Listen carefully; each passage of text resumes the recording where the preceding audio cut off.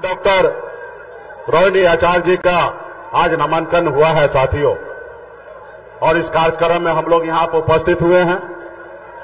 ये आजादी की लड़ाई के जैसे लड़ाई है साथियों। आपके पूर्वज, हमारे पूर्वज ने इस देश को आजादी दिलाने के लिए पौने 200 साल लड़ाई लड़ा अंग्रेज से। हजारों की संख्या में, लाखों की संख्या में आपके हमारे पूर्वज शहीद हुए, तब जाके ये देश आजाद हुआ साथियों। ये देश आपका है, हमारा है साथियों।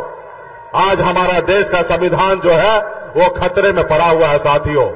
आज जो लोग सत्ता में बैठे हैं वो देश के संविधान को नहीं मानते हैं। आज देखिए, दो मुख्यमंत्री को जेल में डाल दिया गया है, बनी हुई सरकार को गिरा देता है, बने हुए विधायक को खरीद लेता है, सांसद को खरीद लेता है। अब बताइए, इसको कहते हैं लोकतंत्र? जनता मालिक है साथियों। आपने जिस विधायक को जिताया, आपने जिस सांसद को जिताया, आप बताइए, किसी के पास पैसा आ गया तो क्या वो खरीद लेगा? क्या ये लोकतंत्र है? क्या इसमें आपका अपमान नहीं है? क्योंकि जनता मालिक है साथियों। बाबा साहब भीमराव अंबेडकर ने हमें जो संविधान बनाया है, आज उसी के दम पर मैं आज एक मल्ला का बेटा सीना चौड़ा करके आपके सामने में अपनी बात को रखने का अगर हैसियत रखता है तो ये बाबा साहब भीमराव अंबेडकर का दिया हुआ संविधान है साथियों। इसलिए साथियों, आपका आने वाला पीढ़ी अगर सर ऊंचा करके अगर बात करने का लायक रहे तो इसके लिए आप हमको संविधान को बचाना है साथियों, संविधान को बचाना है साथियों। आज देखिए, ऐसे लोग हैं कि किस तरीके से देश को कब्जा करते जा रहा है, किस तरीके से धंधा लो और चंदा मुझे दो, अगर चंदा नहीं दोगे तो जेल डाल दूंगा। इसलिए साथियों, आने वाला समय में बहुत बड़ी लड़ाई है। लोग कहते हैं ना, अपने दिल से जानो पराये दिल का हाल। मैं एक गरीब मछुआरा परिवार में जन्म लिया, ऐसा गरीब परिवार में जन्म लिया जहां अगर एक रोज पिताजी मछली ना मारे तो दूसरे रोज घर पे खाना नहीं बनता। इतने गरीब घर में मैंने जन्म लिया, लेकिन मैंने 18 साल की उम्र में गांव को छोड़कर बंबई जैसे शहर चला गया। वहां मेहनत किया, मजदूरी किया, 900 रुपया महीने पे नौकरी करता था, 30 रुपया रोज पे मजदूरी करता था, लेकिन मेहनत के दम पर बंबई जैसे शहर में मैंने कामयाबी का झंडा गाड़ा।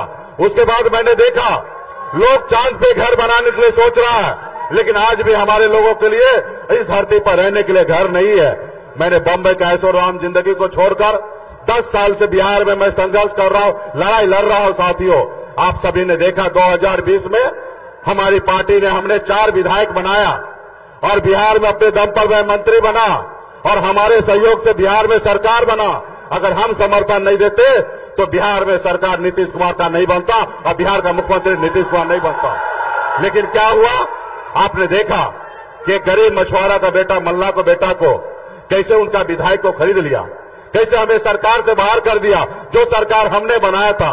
तो इसलिए साथियों, ये नहीं चाहता कि कोई गरीब का बेटा सर ऊंचा करके अपनी बात को रखे। ये चाहता है कि हर गरीब का बेटा, पिछड़ा का बेटा, दलित का बेटा इनका गुलाम बना हुआ रहे। तो इसलिए साथियों, हमें आजादी की लड़ाई लड़ना है।